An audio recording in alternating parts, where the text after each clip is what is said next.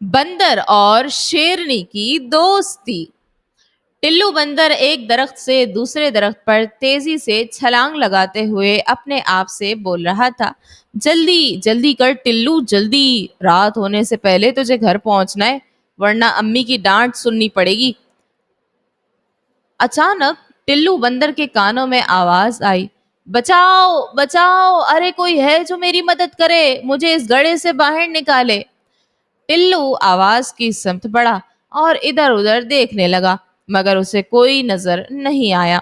अचानक उसकी नजर गड्ढे की तरफ गई तो वहां एक शेरनी फंसी हुई दिखाई दी। टिल्लू ने डरते हुए कहा, ये क्या रानी शेरनी, तुम यहाँ कैसे फंस गई? मुझे नहीं पता टिल्लू भाई, मेरे बच्चे भूखे थे, मैं तो जल्दी जल्दी जा रही थी, इस गड्ढे पर बहुत सारे पत्ते पड़े हुए थे, मैंने जूं ही यहाँ छलांग मारी तो एकदम से इसमें गिर गई। ये कहकर रानी शेरनी रोने लग गई। टिल्लू ने कहा, अच्छा अच्छा, तुम रोना बंद करो, मैं तुम्हें बाहर निकालने का इंतजाम करता हूँ। टिल्लू कुछ ही देर में कहीं से रस्सी ढूंढ लाया और कहा, ये लो पकड़ो इसको, इसे मजबूती से पकड़ लो और बाहर आ जाओ। कुछ ही देर बाद शेरनी बाहर आ गई। जैसे ही शेरनी बाहर आई, टिल्लू बंदर डर के मारे दरख्त पर चढ़ गया कि कहीं शेरनी उसे ही ना खा जाए। रानी शेरनी ने कहा, अरे बंदर भैया, तुम मुझसे क्यों डर रहे हो? तुमने तो मेरी जान बचाई है, मैं तुम्हें थैंक यू कहती हूँ, मैं तुम्हारा ये एहसान कभी भी नहीं भूलूंगी। आज से हम दोस्त हैं, तुम्हें जब भी मेरी जरूरत पड़ेगी मैं जरूर तुम्हारी मदद करूंगी। टिल्लू बंदर ने कहा, अच्छा अब मुझे जाना होगा, मेरी अम्मी मेरा इंतजार कर रही होंगी। रानी शेरनी ने जाते हुए कहा, हाँ मेरे भी बच्चे भूखे हैं, फिर मिलेंगे। वो दोनों एक दूसरे को खुदा हाफिज कहकर अपनी अपनी राह चल दिए। कई दिन ऐसे ही गुजर गए, दोनों की आपस में मुलाकात नहीं हुई। मगर एक रोज रानी शेरनी ने वाकई अपने दोस्त के एहसान का पतला चुकाया। हुआ यूं कि इस जंगल में एक चीता भी रहता था जो छुप छुप कर जानवरों का शिकार करता था। एक बार शिकार तलाश करते हुए वो इस दरख्त पर चढ़ गया जिस पर टिल्लू का बड़ा सा घर भी था।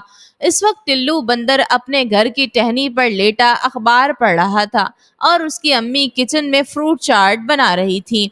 चीते ने उन्हें देखकर होठों पर जबान फेरते हुए कहा, वाह दगड़ू चीते, आज तो पार्टी होगी पार्टी।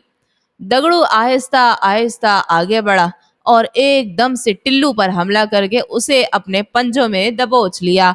दगड़ू चीते ने गुस्से से कहा, अब तुझे कौन बचाएगा, बंदर की औलाद, बचाओ, अरे बचाओ, अरे कोई है, इस जालिम चीते से मेरी जान बचाए।